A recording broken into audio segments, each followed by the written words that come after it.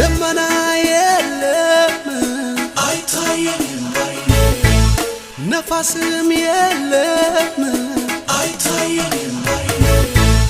ሳላይ አምናለሁ እንዲህ ይሆናል ባዶ ሸለቆ ውሃ ይሞላል ይሄ ነው የገባኝ ዝም ብሎ መዘመር ሁኔታው ያለ እግዚአብሔርን ማክበር ይሄ ነው የገባኝ ዝም ብሎ መዘመር ሁኔታው ያለ እግዚአብሔርን ማክበር ደመና የለም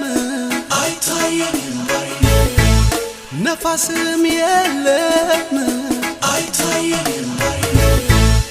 ሳላይ አምናለሁ እንዲህ ይሆናል ባዶ ሸለቆ ውሃ ይሞላል